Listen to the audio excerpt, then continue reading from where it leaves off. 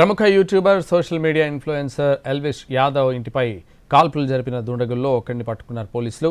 ముగ్గురు దుండగుల్లో ఒకరిని ఇవాళ తెల్లవారుజామున పట్టుకున్నారు హర్యానాలోని ఫరీదాబాద్ పోలీసులు. బైక్పై వెళ్తూ తప్పించుకునేందుకు యత్నించిన షూటర్ పోలీసులపై కాల్పులు జరిపాడు. దీంతో ఎదురు కాల్పులు జరిపారు పోలీసులు. నిందితుడిపై కాలుపైకి గురి చేసి కాల్పులు జరిపారు. తూటా దిగడంతో తీవ్రంగా గాయపడ్డ నిందితుడిని పట్టుకున్నారు. ఆ తర్వాత ఆసుపత్రికి తరలించారు. కాలుకి గాయమవడంతో చికిత్స చేస్తున్నారు వైద్యులు.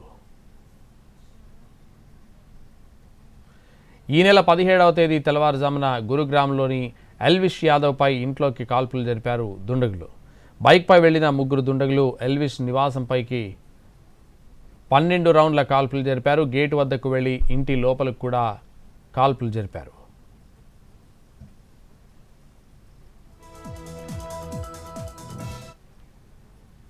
ప్రముఖ YouTuber social media influencer Elvish Yadav ఇంటిపై కాల్పులు జరిపిన దుండగుల్లో ఒకరిని పట్టుకున్నారు పోలీసులు. ముగ్గురు దుండగుల్లో ఒకరిని ఇవాళ తెల్లవారుజామున పట్టుకున్నారు హర్యానాలోని ఫరీదాబాద్ పోలీసులు. బైక్పై వెళ్తూ తప్పించుకునేందుకు యత్నించిన షూటర్ పోలీసులపైకి కాల్పులు జరిపాడు.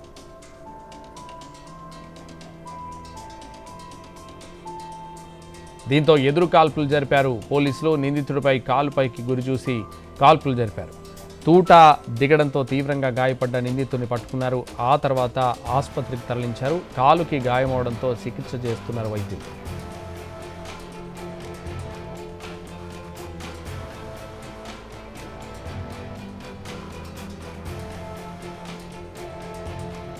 ఈ నెల 17వ తేదీ తెల్లవారుజామున గురుగ్రామ్లోని ఎల్విష్ యాదవ్పై ఇంట్లోకి కాల్పులు జరిపారు దుండగులు.